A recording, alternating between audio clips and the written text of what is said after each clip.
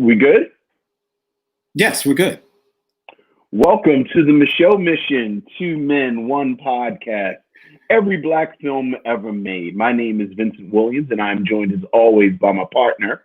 Yo, what's up? Holla at your boy. This is Len, aka the Bat Triple. Hello. And here on week 2 of our yearly Black Horror Fest. Black Horror Month.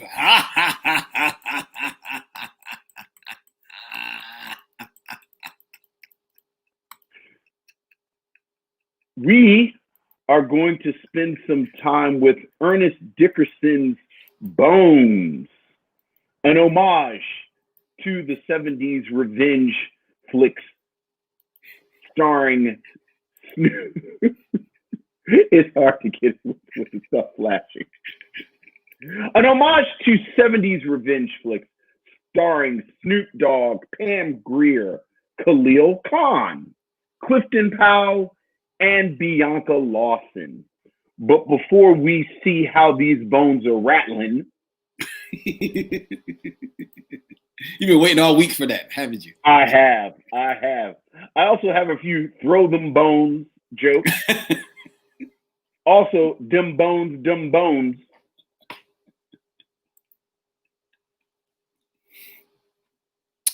What's up, everybody out there watching us on YouTube and Facebook? How you doing? Each and every one of you. Thank you for tuning in to our little show this week. As Vince alluded, we don't have any emails, but we still have some feedback from each and every one of you that we have received. In regards to our review of The Landlord, Vince, remember that film? I do. Enjoyed it immensely.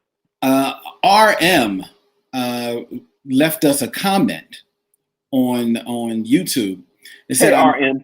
I'm so glad that you guys have finally got around to doing this one. It's a great film. One quick correction. The film actually received a restoration and was released on Blu-ray in 2019 by Kino Lorber, another great boutique that often does Criterion level work in the home video department. It looks great in HD. Oh, that is very good to know. Thank you, RM. Yeah, definitely something to look at. Yeah. Look out for. And we also heard from @Face Brutality in regards to our review of The Sweet Blood of Jesus. Hey, @Face Brutality. @Michelle Mission. Hold up. Was Len about to talk reckless about Ola Ray on The Sweet Blood of Jesus review?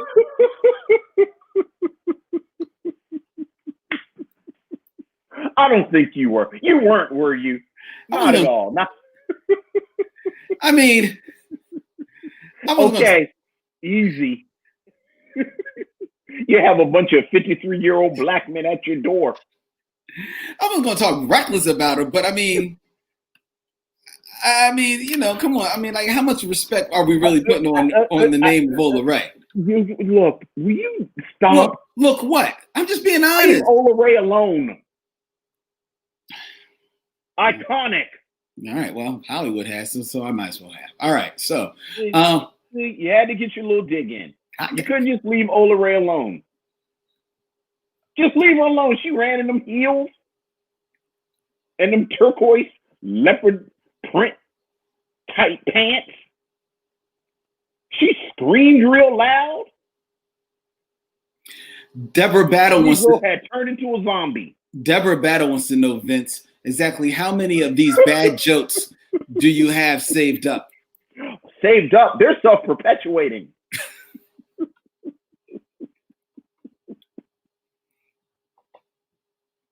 We're going to take a look at some of the things that have happened in the news, ladies and gentlemen. And actually, there's really one big thing that has happened. The Eddie Murphy film, the sequel to Coming to America,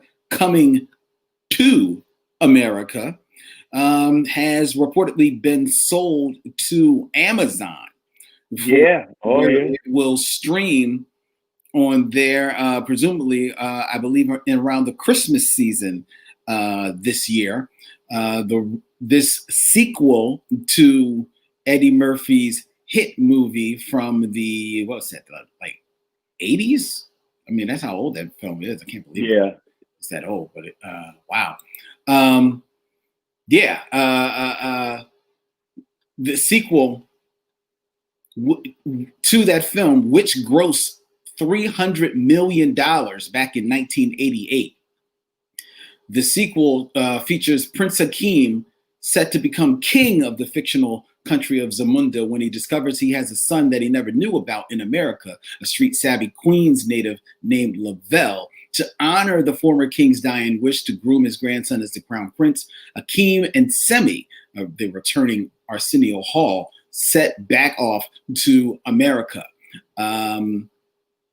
Eddie Murphy, Arsenio Hall, and James Earl Jones are reprising their roles in this film, which will also star Jermaine Fowler and have a supporting cast of Tracy Morgan, Leslie Jones, and Wesley Snipes, among others. When it drops on Amazon, and they're looking at it possibly hitting there around December 18th.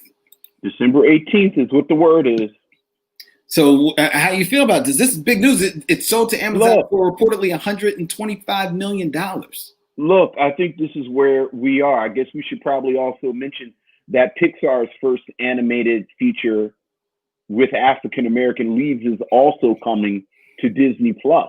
Yeah, on Christmas Day. On Christmas Day. Look, we are in unprecedented times. Yeah. We are in unprecedented times, and I think we will see more of this the longer this goes on. Mm-hmm. I think for all of the studio talk and the industry talk, I think Tenet shook people. What shook people? Tenet, the film Tenet. Tenet, the Christopher Nolan film. The Christopher Nolan film. I think that shook people a little bit. Yeah. And People are trying to make their money. Go ahead. Well, I was going to say that I think Tenet, which they kept holding back from theaters, and they eventually just had to put it out this summer on a limited release, and it made some money, but far from what they were expecting, and actually far from what they were expecting in its limited release. I think that taught people some lessons, but I also think they learned lessons from the Disney Plus release of Mulan, which they released to their streaming service, but at a premium cost. Right. And there was talk about Pixar's Soul following that same path to Disney Plus, but they opted to just drop it on Disney Plus straight as new product on Christmas Day. Well, not for nothing, I wonder how many subscriptions did Disney get from Hamilton? Oh, dude. So, Disney, this sort of self-perpetuating, speaking of self-perpetuating, like, I remember when Disney Plus dropped and there was talk of Disney Plus. Right. And the hubbub, the scuttlebutt, as it were, was when The Mandalorian ended, everybody was going to drop it. Mm-hmm. Like, I think like a lot of folks, I don't know about you, but we got that, 6-month subscription. Yeah. Through whatever, through Verizon or whatever. But the absolute plan in my house was, as soon as that 6 months was over or The Mandalorian dropped, then we were done. Mm-hmm. And then Disney, I think, here's a real surprise. Disney had a plan and was savvy. Right. And they just keep dropping product, and it. I think this might be the formula going forward. Well, they actually, if you follow the business a little bit, they actually had a story where Disney, in the light of the crash, not only of the theatrical business with some movie theaters like either shuttering altogether or definitively saying they are closing their doors for the rest of the year. With the loss of that business, coupled with how hard Disney has been hit on the with their vacation and tourist side, because they had to close down Disney World, Disneyland, the cruises, and all of that stuff.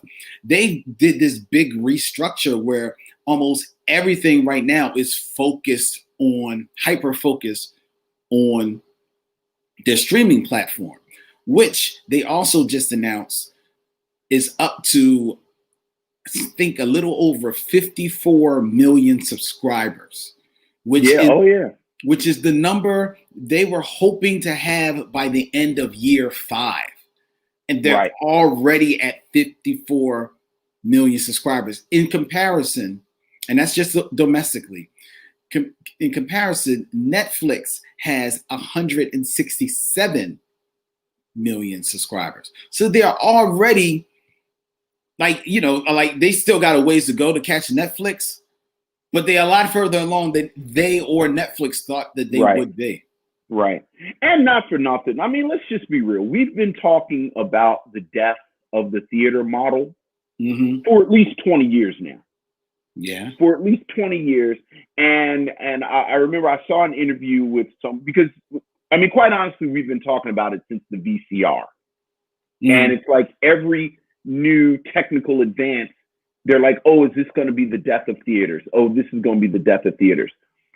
And I think what has changed, and it's just been exacerbated by this moment, is that if you don't have this sort of nostalgia for the experience, like, not for nothing, you and I are always going to go to the movies. Like, we're always, like, I don't care how big the movie screens get.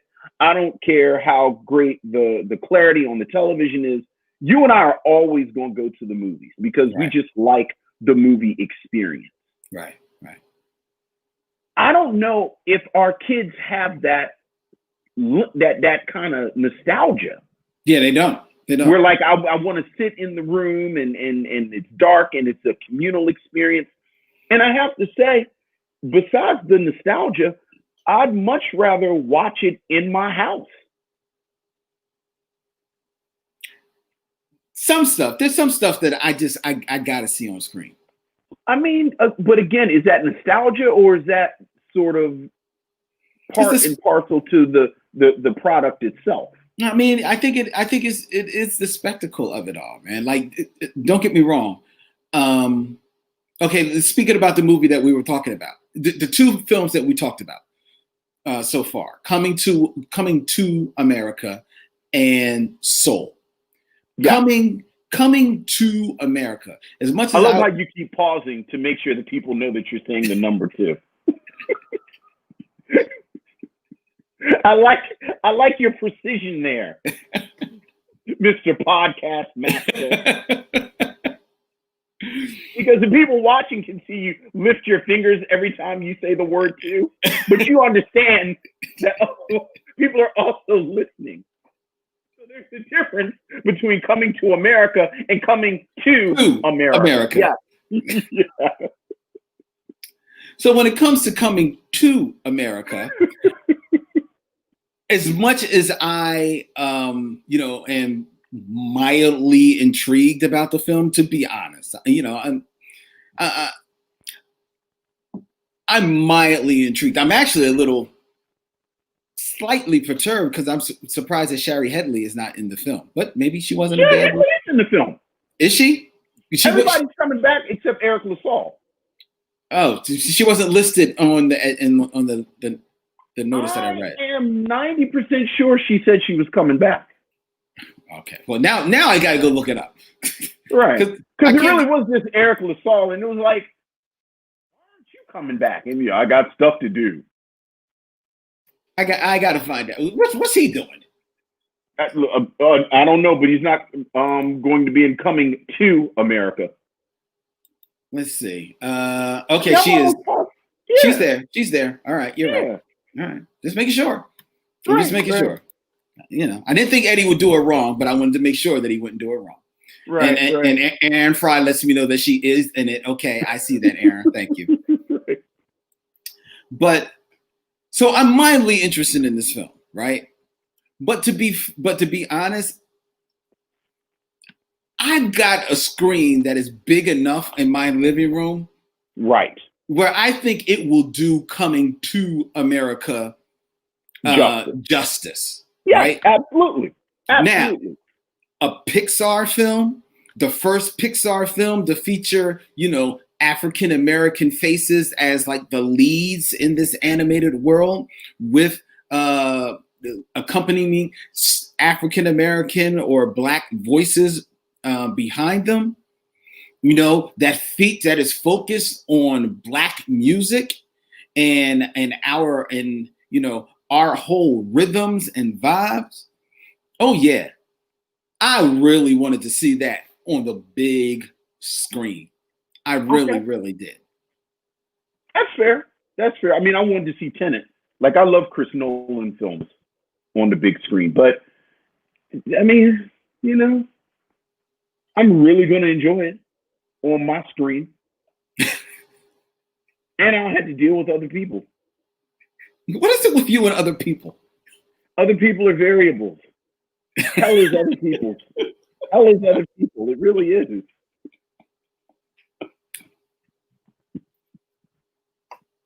Like, I like who I like. And all of them live with you. well, that's most of the list. That's most of the list.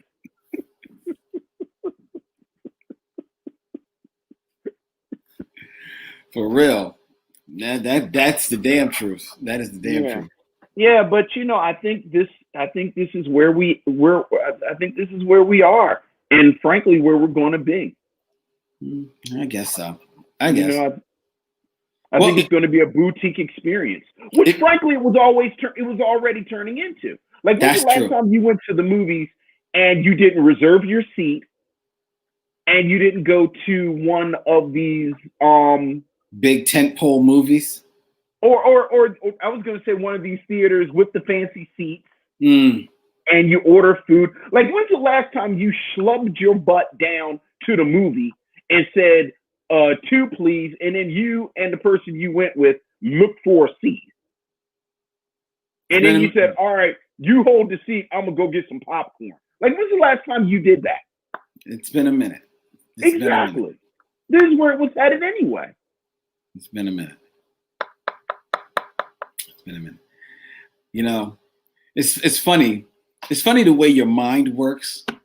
You talking about how much of a boutique experience going to the films are right now is reminding me that I actually paid money to go to the theater, reserve seats in creature comfort recliners to see Acrimony.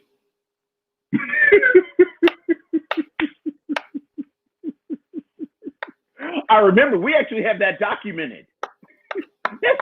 That's a great Lynn rant. I wish I knew what episode that was.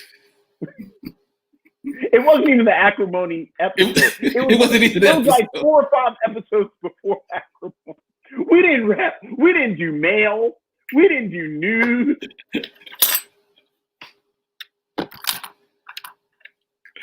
You just start cussing and angry, and at some point you just hit record.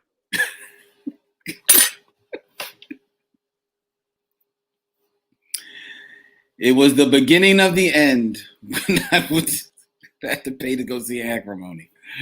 Yeah. Woo! Which I halfway liked. For the record, remember, I kind of liked Acrimony. Yeah, I know. Don't get me started. Don't get me started on that. We haven't done that for the mission yet, though, have we? What, Acrimony? Officially. Yes, we did. We did? Yeah. Oh, good. All right, good. Yeah, because I landed on. That's right, because that's the only way you saw it. That's right. Right. I kind of liked it. All right. Whew. I think I scraped off that part of my DNA, so that's why I don't even remember it. Anyway, enough of that. Thank you to each and every one of you out there in the Michaud Mission land who has subscribed to the Michaud Mission Dispatch, our new newsletter that has been going out pretty much on a weekly basis. I think we got one more for October. I think we're going to be weekly in October, and then it's going to move to 3 times a month starting in November. We really appreciate each and every one of you, and it's nice to see new subscribers signing on each and every day. Yeah, thank you. Appreciate it.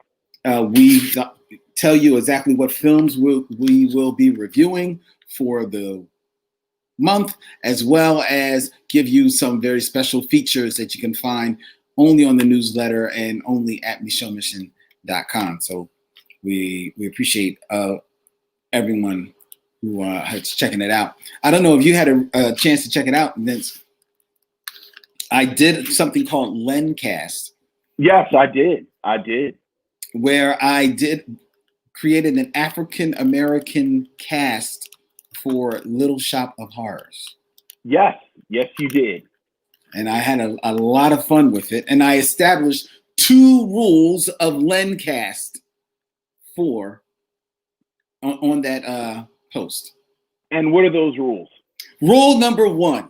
Rule number 1 of Lencast is that whenever I cast either Denzel Washington or Don Cheadle in a film, the other will also find a way to be cast in the film so that we have an unofficial sequel to Devil in a Blue Dress. I like it. Good rule. That's rule number 1. Okay. And rule number 2 of Lencast. Rule number 2 is that every film that I cast, I will find a role for Nia Long. All right, now let's keep Nia Long working. That's right. Those are good rules. I like to think so. So you can check that out on our newsletter, or hey, you can even go to michaudmission.com and you can check out, look up Lencast, and you can see exactly the cast that I came up with for Little Shop of Horrors. And all right, leave us a message, comment, and let us know what you thought of the cast. All right. All right, Vince. Well, the time has come for us to continue our celebration of Black Horror Month. Black Horror Month. It just looks so pretty. Yes. I wish you on the podcast could see the graphic that we have on our show, because it looks so pretty. It's very pretty. It's very red. It's very black, and it's very green. And I'm very proud of it. Let's get into our review of 2001's Bones. All right.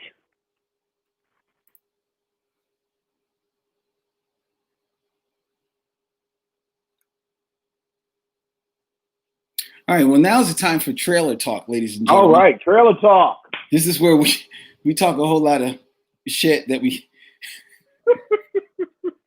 because we can't play the trailers on these shows anymore. Can't play the trailers.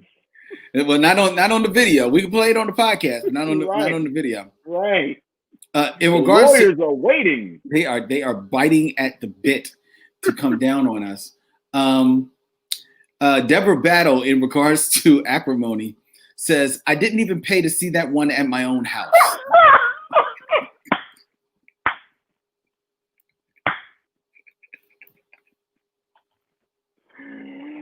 Woo! Acrimony, man.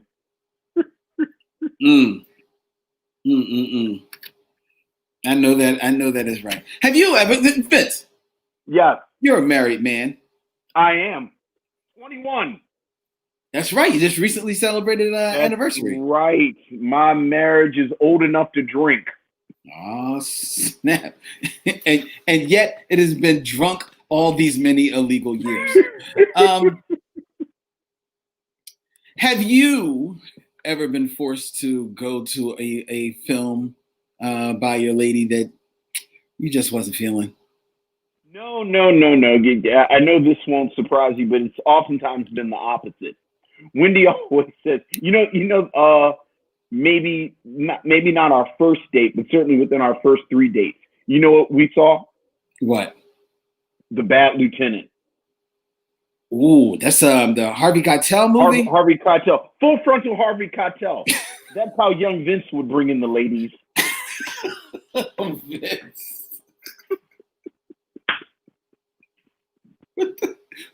What were you thinking? What the fuck were you thinking? Look, it's a good movie. I forgot that Harvey Keitel is just swinging in the wind for like 15 minutes. I was about to say, how do you forget it? It's like a quarter of the movie. I think I must have just expunged it from my brain, but I sure did. Oh God. I sure did.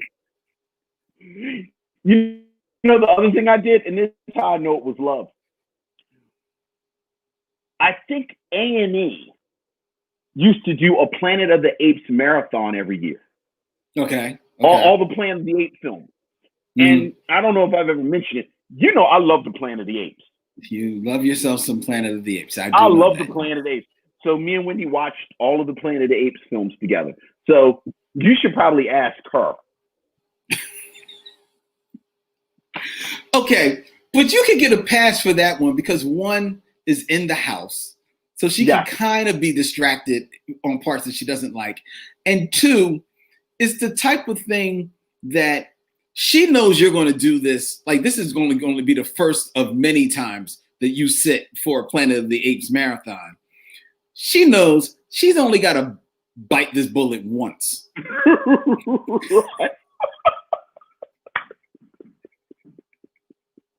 You know, so true. And she's done her duty. She can roll out. So that's different. That's a little different. Dude, what was that? I was just about to look it up, and you made me laugh. Well, I mean, no shame.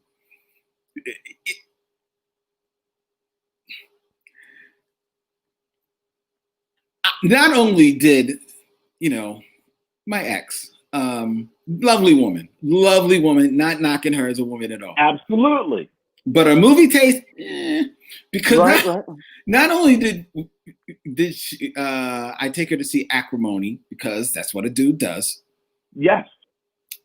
But I took her to see, and this actually probably is worse than Acrimony because at least Acrimony made me feel something, right? It made me feel angry and pissed that I was watching it, but I felt something. Yes. There was this movie. Try looking this up, Vince.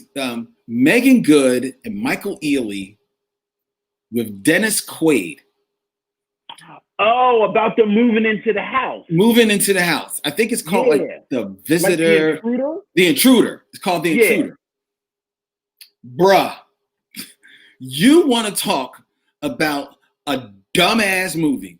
Oh. But as dumb as it is just, it's toast. It's just nothing there, dog. It is nothing there. Michael Ealy is sleepwalking. Megan Good, I mean, I like Megan Good as a person, I guess, from what I know of her, but she hasn't done the greatest work. Dennis Quaid, first of all, I don't think it's the same Dennis Quaid. I think it's a pod person based on all that surgery that he's got done. And he is channeling his inner Jeff Goldblum in this movie because he's got effects and tics and all types. It is so boring. The story is so stupid. It is, oh my God, it's one of the most painful experiences that I've ever had in life was watching The Intruder. So I guess we know what we're going to do for Mother May I this year. RM says Dennis Quaid basically plays a sentient tumor. That's very true. That is terrible. It's true. It is so true. It is so true. That's exactly what it is.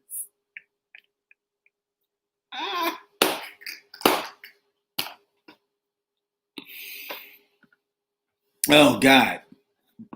Yeah. I don't know. I don't know if I can sit through it in May. Well, we got to watch all of them. Yeah, I know. Yeah, so, I'll let maybe I'll let somebody else bring it to the mission. Oh, nice. That's the way you do it. That's nice. That's the way you do it. That's good. That's a good host thing to wish on someone. I don't want to watch this shitty movie. Maybe somebody will make me watch it. Exactly. That's nice, Lynn. Somebody maybe watch The New Barbarians. The New Barbarian. But that was in-house. Like, I made you do that. That's true. That's true. And then I made my lady watch it. Wendy didn't watch that with me. She didn't.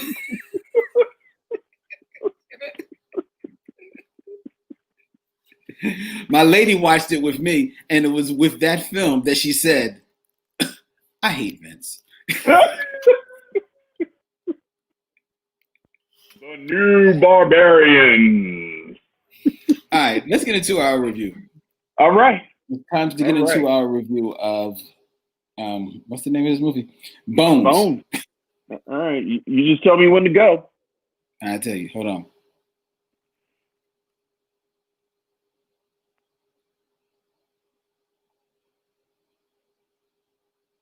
Waiting for the timer.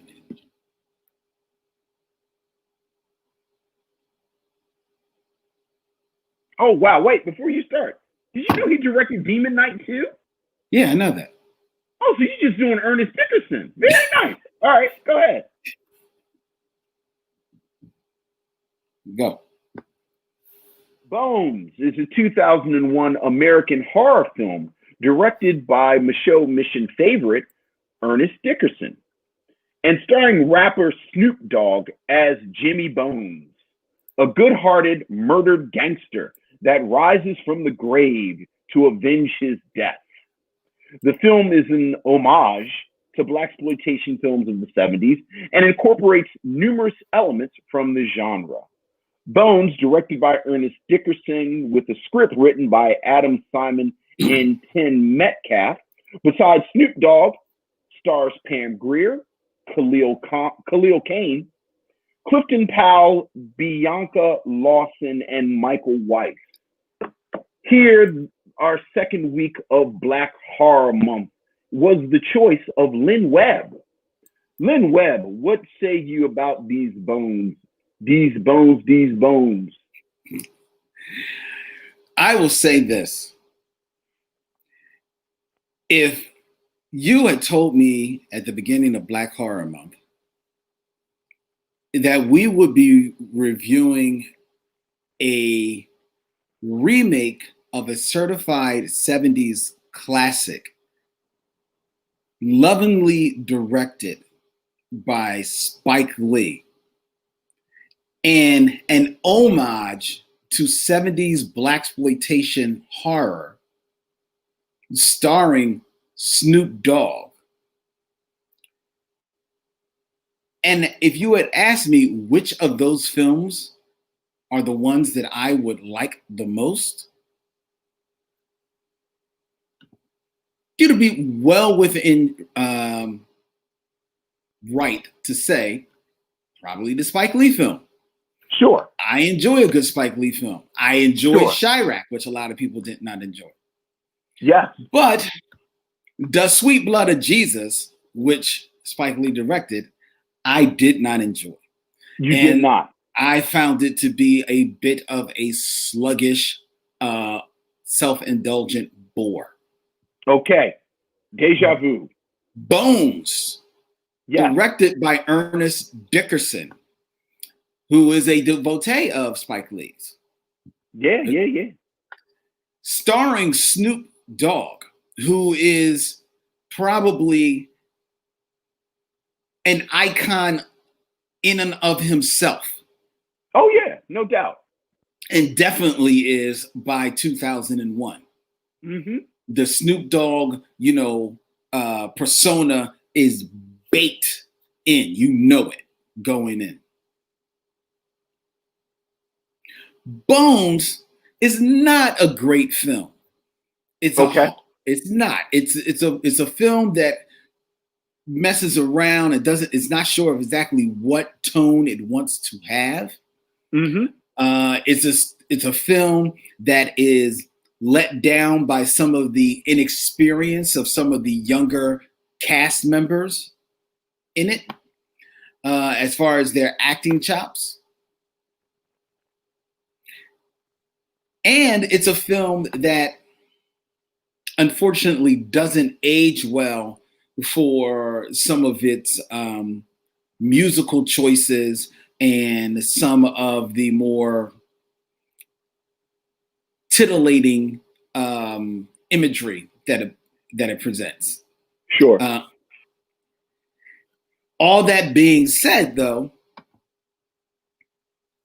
it's a silly film that rests on the shoulders of Snoop Dogg, who is nothing but one 6-foot, blunt-filled, tight roll of charisma who can pull it off when given the opportunity to do so, as he is in this film. And it features Pam Grier.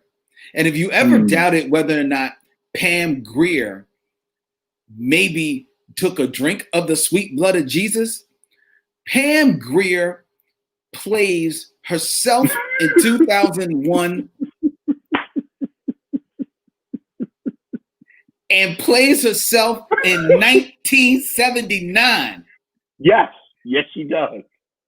And I defy you to tell me which one is the one from 2001. That is how immortal Pam Grier is in this film. Pam Grier in 1979, in the flashbacks in 1979, is in scenes with Snoop Dogg as a dealer who meets his demise in 1979. Snoop Dogg, who is not 10, not 15, 22 years younger than Pam Grier. Young enough to be her child. And they are sitting there in the scenes in 1979 as lovers. And you 100% buy it because she looks like she could be like 22, 23, however old she's supposed to be in 1979. So you buy that. And Snoop Dogg, yeah, we've seen this all before. It's straight out of the blaxploitation. He's playing the gangster with the heart of gold. Basically means just don't sell that stuff in my town. You know, it's actually a storyline to a degree ripped out of The Godfather, where, you know, the head gangster doesn't want certain drugs sold in his neighborhood because he knows that those drugs will mean the death of his neighborhood. And the film is talking about the oncoming of crack cocaine into the inner city. And Snoop, who is clearly a gangster, clearly making his money off of the numbers, off of prostitution, and probably off a little bit of drugs, but just sees that the crack cocaine as maybe a bridge too far and doesn't want that to come into the inner city. Yet, of course, there are forces that want to make that happen, and they take you know, things into their own hand, and thus he dies. And crack comes to the inner city, right? Right. It's a story you've seen all the time, but you didn't see Snoop Dogg coming back to life. You didn't see Snoop Dogg coming back to life as this spirit of vengeance to wreak revenge on all of those who killed him back in 1979. You didn't see any hints of it because he was just a gangster. You know, he wasn't like, you know, a gangster that you know, read voodoo. He didn't have voodoo in his history. We don't know that. I mean, And that's stuff that you don't care about because it's just Snoop having fun in this film. Is director Ernest Dickerson, who clearly is a fan of horror films, having fun. He's having a whole ton of fun with the imagery because the imagery in this film is it's really effective. Like he is playing with the lankiness of Snoop Dogg. He is playing from his body all the way into his fingers. He's playing with Snoop's visage and his face, and he's got it superimposed on shadows that are sliding up walls and creeping underneath door rafters. He's got Snoop shown in stark silhouette, and it works. And this film features easily the most disgusting scene I have ever seen in a film, because there is a scene, ladies and gentlemen, where a dog possessed by the ghoulish spirit of Snoop Dogg, and you know that because the dog's face turns into Snoop Dogg.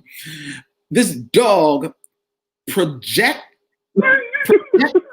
vomits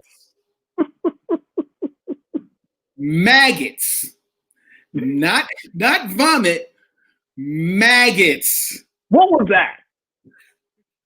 What was that? Buckets and buckets of buckets and buckets of maggots. You don't think it's not buckets?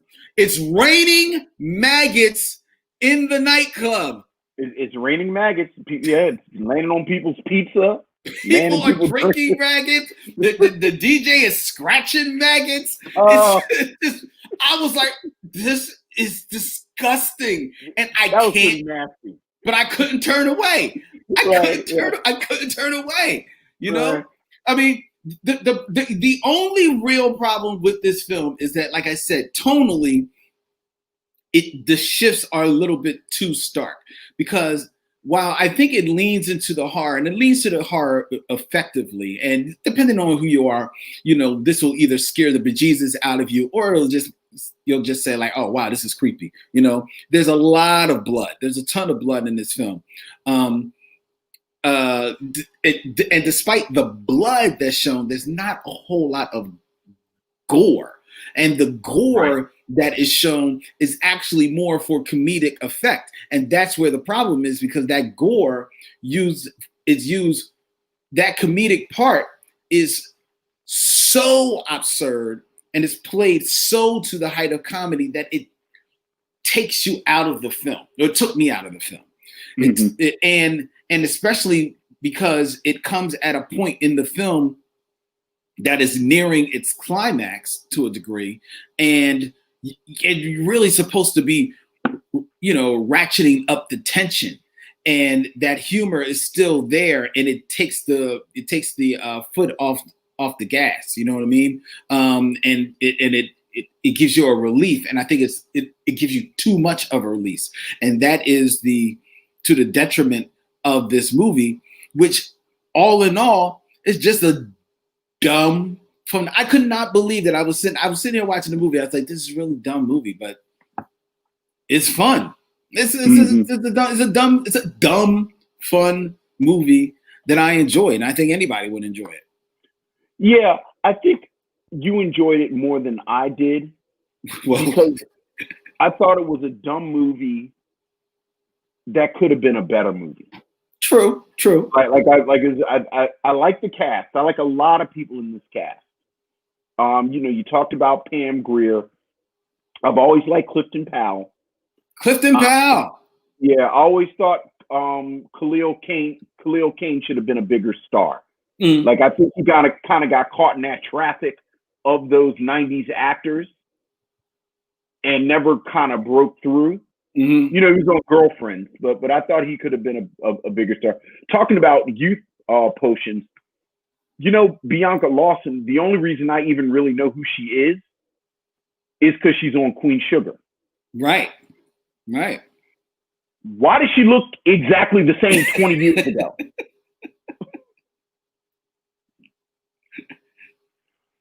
So, she's okay. I have to say, I think as charismatic as Snoop is, I got the sense Snoop was not the actor that they may have thought he was. And this is why. I felt like the plot itself unfolded very slowly. It really this film is a little over an hour and a half. It's like an hour 38 minutes. Mm-hmm. And it really kind of clicks what all is happening. Like they actually tell you that these people have betrayed him. Like they sort of allude to it. You get these sort of images, but it's 53 minutes into the film until you actually see what happened. Right. And what I suspect, I don't know this, but just looking at the way the film is put together, I suspect there's a lot of footage of the 70s that never made it to the final cut. Like, I feel like you get the sense that these relationships between these characters, Ricky Harris. I always liked Ricky Harris. Ricky Harris's character, Clifton Powell's character, Pam Grier's character, Clifton Powell's character. Did I say Clifton Powell already? Yes. Anyway, the four of them. You get the sense, the policeman's character, I got the sense that they had been established a lot more. Like, it's never really explained how Clifton Powell is the one who made it to the suburbs, and Ricky Harris is still in it. And I think it's because Snoop is just not like Snoop is the presence. Snoop has the charisma. I think as the monster, Snoop is great. But I got the sense that this was going more for people under the stairs, perhaps with some commentary to it, as opposed to Nightmare on Elm Street, or rather what Nightmare on Elm Street becomes, where Freddy Krueger is just this great image. So that part, it kind of took me out of it because I kept wanting more. Like, I kept wanting more from it. And then I couldn't really figure out what Bones' end game was. Wow. Like, he wanted revenge, but then, like, he got revenge. They went to the underworld. Like, I have in my notes, I don't know why the film's not over. Like, they're in the underworld. Like, he's gotten his revenge, and it's like, if you've seen these movies, once he gets his revenge, he should be done. Yeah, yeah. But then they go into the underworld, and there's the whole bit with Pam Grier's character, and he says, "Why don't you stay with me?" And I'm like, okay, all right, I can see that a little bit. But then he kills his daughter. He kills Khalil Kane. Like, he's just killing people kind of haphazard. And again, I got the sense, I was like, it's almost like they had to fill in the blanks or fill in some time. Like, we had to fill some time. So that I'm not going to say it was. I can understand how you can go. I think if you go into this and turn your brain off, you can have some fun with it. But the problem is, Ernest Dickerson makes me expect certain things. True. And there are enough little hints where it's like, I feel like they could have, like, really done something with this. Well, I will give you that. I will give you that Snoop, for his charisma, doesn't 100% pull off the acting, because the one scene, the big flashback that is seen where he is given the most to do, which is where he meets his demise. He is a little lackluster in that scene, right? And that scene that scene crackles if he is given it a little bit more, right? Or at least pops a little bit more, and it doesn't because he's not. So I will say that, and I think part of that issue, and I don't know this at all either, but I think part of the issue with that is him, and probably at Ernest Dickerson's direction, is trying to modulate between what Jimmy Bones is in 1979 and what Bones, the reincarnated, is in 2001, right? Mm-hmm. Like how menacing, how ultra cool and badass do I appear? And I think that he's having a hard time, trying to modulate between the two because let's face it, as much as he is dyed in the wool Snoop Dogg in 2001, he still is not that experienced of an actor. He pretty much has gotten by playing Snoop Dogg, Exactly. So I'll give you that. And that's where you've got to lean on the rest of the people that are in your cast. And the shame of it is that as much as we both like Clifton Powell, and you can see Clifton Powell trying to bring something to this film, he too is not given a whole lot to do in the movie as well. I definitely have a funny feeling that there's a lot of footage of him that is on the cutting room floor, maybe from the 70s, but also just involving with his family. I mean, there's a whole dynamic there with him. Like, I can see how he gets to the suburbs because, once you see that flashback and you can kind of extrapolate that he's the one that continued on Jimmy's business because he was kind of like his right-hand man. But where does he take the turn and is now with, a white woman and has this whole blended family? Right. And apparently he's a real estate dude. Well, yeah. Like he kind of gets out of, because Ricky Harris is still a criminal. Yeah. So, but Clifton Powell has kind of shifted and turned into a real estate dude, which is a plot point, is a story point that you get the sense that it probably was addressed in some footage. Yeah. That never made it to the final cut.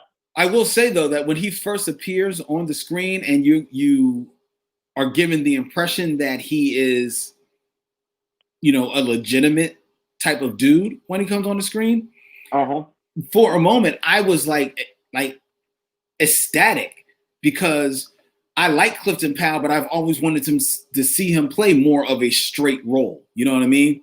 Right. Because he's so often, it does, is the villain of the piece or like the cocky dude. But of course, he's Clifton Powell. He's Clifton Powell. So, he's got to be Clifton Powell. I don't know if you watched The Last OG, and I suspect they may have stealth canceled it, which is a shame because the season ended on a cliffhanger. But Clifton Powell plays a dirty cop this past season. You don't say. And boy, is he Clifton Powell.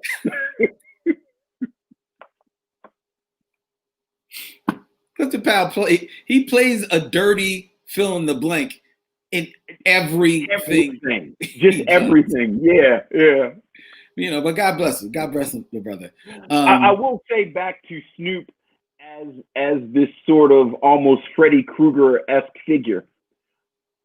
I could have watched 2 sequels of Bones getting into supernatural shenanigans with the head of Ricky Harris. See, but that was a totally different movie. It was a totally different movie. It was my favorite part of the movie, though. Like Ricky Harris saying, hey, "Come on, man! I killed you. You killed me. Now we even." We laughed out loud. It was. I mean, all of a sudden, we were in. Oh God! I just drew a blank on. Crap! Sin City. I think it's Sin City too, when Benicio del Toro is dead with a gun sticking through his head, but he's still talking in the car. But it's a fun scene, but it totally takes you out of the movie. Yeah, it's like the movie is creating its own meme right in the midst of the film. You know what I mean? And that's the shame of it. That is actually the shame of it, because it just and because it comes at a weird part of the film. If that's early on in the film, you know, maybe you give it a pass. But it's like we're supposed to be like, you know, getting to the end here. Right. We're wrapping it up. We're wrapping this up. Yeah. And now all of a sudden you take us to this sitcom, you know? I mean, come on, man. Like it's a shame that, like you said, I still liked it. I still like it was fun. Look, I could watch Khalil Khan get battered into submission by a hail of maggots every day of the week. I think, like you said, the effects and a fair number of practical effects too, which I appreciate. Yeah, a lot. Yeah, I really appreciated that. Are very effective. Mm-hmm. Very effective and very sort of evocative. Yeah.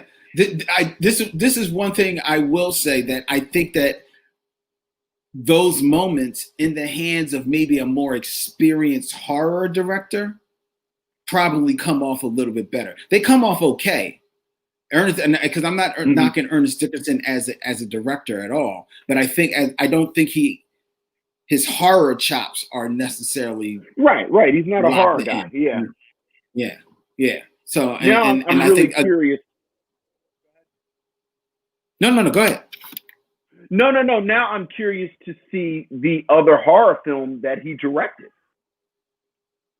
Tales from the Crypt. Yeah, right. Demon Knight. Right, and I don't have it in front of me. Maybe you know off the top of your head, which film came first? I believe Demon Knight came first. Because Demon Knight Demon Knight came first. Demon Knight is 1995. Okay. Yeah, so it will be sort of fascinating to see. And again, at this point, we have this body of horror films. Mm-hmm. And I think my problem, and I'll just go ahead and admit this, is that I'm really looking at this through the lens of our ongoing engagement with these films, mm-hmm. and how they address social themes, Black themes, you know, just themes, if you will. Mm-hmm. And again, I think there's this really, it's almost like, you know, like how when you start a fire and it hasn't quite started, it's like a little bit of smoke. Yeah. That whole bit about Clifton Powell being so adamant about he did what he had to do to leave the neighborhood, and now his son comes back to the neighborhood. Mm-hmm. And and then it's 2001, so they actually referenced gentrification a little bit. Yeah, they do. Like, I feel like if they just blew on that a little more, yeah, they could have got. You could really get something going here. Mm-hmm. Yeah, you really could. I mean, and just the whole idea of Snoop not wanting to have crack cocaine come into his neighborhood, and right. And the other thing that I think lets the film down is like the building that he has as like his headquarters is this real ornate, you know, almost Gothic looking building in the middle of this neighborhood, right? Which harkens back to the architecture of, you know, early 20th century New York, right? Right. But even when you see it in 1979, you do see a little bit of the disrepair and a little bit of its wear on the building, as fleeting as it is. And then you see even more of it in 2001, but I don't think it's really, I think it's more played up for the haunted house aspect of it as opposed to what it means for that neighborhood that this building is now so run down. Exactly. And now you have again this sort of really cynical cyclical nature where the father ran the neighborhood down. Like the father is the reason the neighborhood got run down. Mm-hmm. And now the son's going to come in and buy it cheap.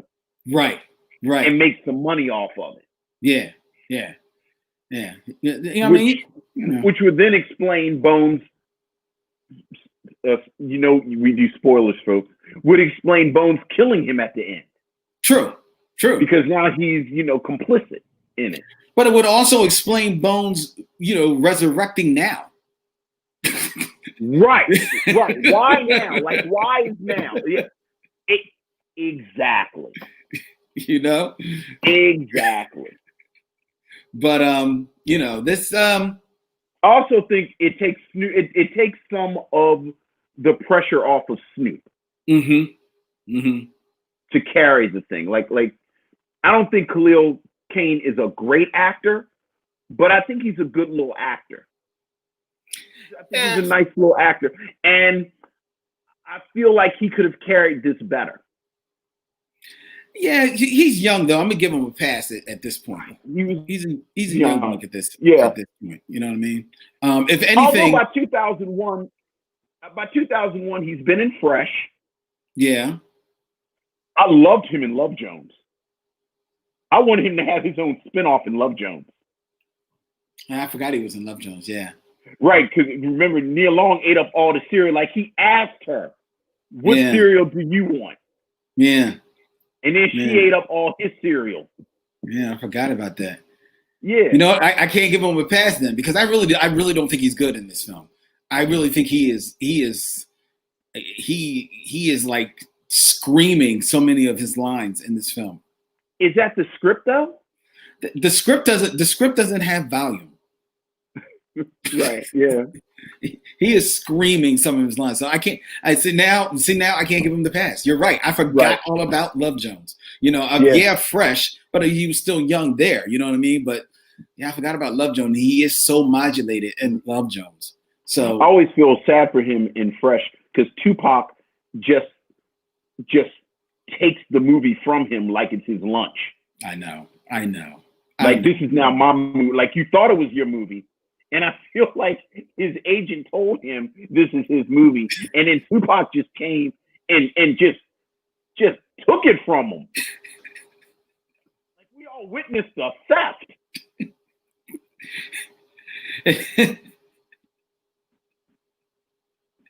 and who's the other one? Omar Epps, right? Right. And Omar Epps said, "Thank God I got more scenes." Right. Whew. It's you and me, bro. It's you and me. You and me, Pop. It's you and me, dog. Just brutal what Tupac did to them. Y'all doing something with this movie? Just my movie. That really is a shame because, Omar Epps, he's got enough charisma to hold his own, and plus the script, is set up for him. He's got the scenes, Absolutely.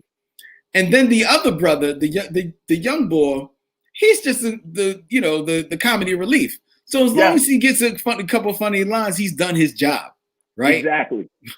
But Khalil's character, he is. You are supposed to kind of like ride with him a little bit.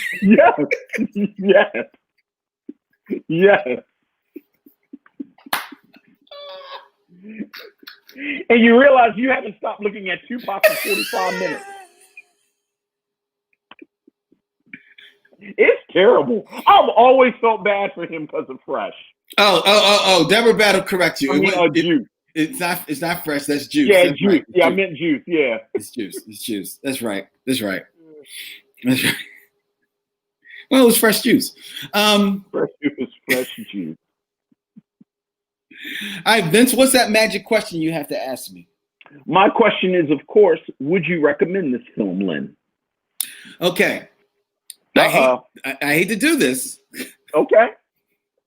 I'm going to recommend Bones, but of course, I'm doing it with a caveat. I would definitely recommend Bones for the cookout. For the cookout. Okay. This is for the cookout. This is for the cookout. This is either playing on the big screen out back, or you've got it downstairs. You know what? No, I was going to say downstairs with the kids, but I would say no, because it has to be upstairs with the adults. One, because like I mentioned earlier, the rap music that is in this movie is 100% misogynistic. I mean, it's like I was listening to some of the lyrics, like those that you can hear, and they are really straight over the top. Some West Coast, like you and me, in your like crazy stuff. So the rap songs are crazy misogynistic, and there is a creepy scene where Snoop Dogg as Bones, who you have to believe realizes that Cynthia, played by Bianca, is his daughter. The rest of us figured it out. Right. And, the really creepy scene where he sneaks into her bed and is straight up fondling her entire body. It is the most confusing moment in the... You know what I thought, Lynn? You know what I thought? This is what I thought. At first, I thought there was going to be some type of reversal, and there was another ghost in there. Oh, see, I was that Jimmy Bones was going to protect them from. Because I thought the same thing. Why is he fondling his daughter? Yeah. See, I thought the reversal was going to be that you thought it was Bones because of the way it was shot, but it in fact was Khalil Khan's character, who had snuck back into the room. But no. No, that's not what it was at all. And the thing is that it's not like, I was like, okay, do I want to give him the pass that maybe he doesn't know that it's his daughter? But there's no scene in the film where he shows surprise, like, yo, that's your daughter. You know what I mean? Right. So he always knows that it's his daughter. So thus the creepiness is canon, and it's messed up. And again, even when he discovers it's his daughter in the text, he murders her at the end. Well, that's true. Again, I don't understand. I didn't understand the last 15 minutes, quite honestly. Well, honestly, I didn't either. Confused by the last 15 minutes. I didn't either but I didn't know, because here was where I thought they were cribbing Candyman a little bit, and that he didn't necessarily, I guess he does technically kill her, but I didn't know, was it so much that he killed her, or that he just recognized that, oh, she is my blood, so she can be me, in a sense. Right. Yeah. I couldn't understand. I just didn't I really was just confused. I mean, I didn't care enough to rewind it. Or No. Or go find some plot synopsis and maybe that'll explain it to me. No. Yeah. I'll save that conversation for the barbecue. For the barbecue, yeah. I think I might say the same thing. I won't have it in a barbecue, but I'll have it in a barber shop. Oh, well, there you go. Because that way you're not even listening to it. Right. You're just sort of watching it, because I do think the imagery is evocative. I think it fits into that tradition of the dumb horror film. Mm-hmm. Yeah. That doesn't really make a lot of sense, but you really kind of go into it for the kill scenes. Right. And like you said, there are some kill scenes in here. It is. Yeah. So Bones, ladies and gentlemen, from 2001, go check it out. It'll be a fun time. Your mileage may vary. Before we tell you what we're going to watch next week here on Black Horror Month in on the Michaud Mission. I invite you to give us all of your feedback. Send them, email them to us if you will. You can email all of your feedback to michaudmission@gmail.com. You can also like and follow us on Instagram, Facebook, and Twitter at The Michaud Mission. You can also subscribe to The Michaud Mission on YouTube at the Michaud Mission page, where we have a special videos going up there. We got, I think, a new video is supposed to be going up there this week, Vince. There's an edited version, Vince, of episode 137, which was our review of Dolomite that we did in Brooklyn with Omar Dorsey and Dorian Missick. An edited version of that review will be going up on our YouTube channel this week. Did we videotape that? No, but you kind of like just make a video of the show in a way. You'll see. Okay. I honestly don't remember. Like if people want to see Lynn actually earn his producing stripes, listen to those episodes. It's just chaos. And Lynn is able to pull it all together. So I don't remember turning on the tape. We had been talking for a half hour before we started. There you go. An anatomy of a podcast. There you go. There you go. The Michaud Mission is also available in an edited form, ladies and gentlemen, every Saturday at 1 p.m. on WPPM 106.5 FM Philly Cam. Philly Cam. People Power Media here in the city of brotherly love and sisterly affection. And you can wake up with the Michaud Mission every Monday morning at 9 a.m. on WKDU 91.7 FM, the voice of Drexel University. And the Michaud Mission is a proud member of the Podglomerate Podcast Network, the Podglomerate curated podcast for your podcasting pleasure. All right. All right, ladies and gentlemen. Next week on the Michaud Mission, it's Vince's turn to select our film. Vince, what are we going to be checking out next week?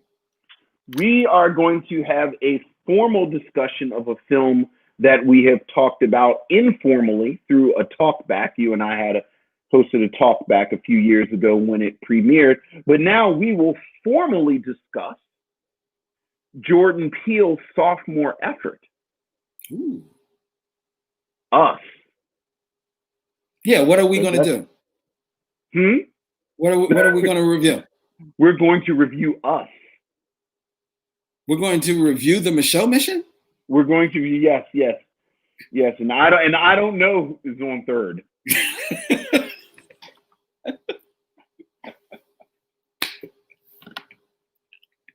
So next week, Lupita Nyong'o and Us. All three of us will be here on the machine. On the Michaud Mission. Get it all out. Get it all out. I have my bones jokes. So now you got your. I'll be here all week. Yep. Until then, he's Vince. I'm Len. And in parting, we say, we'll see you when it's time to meet again. Be good. Keep your mask up. And vote.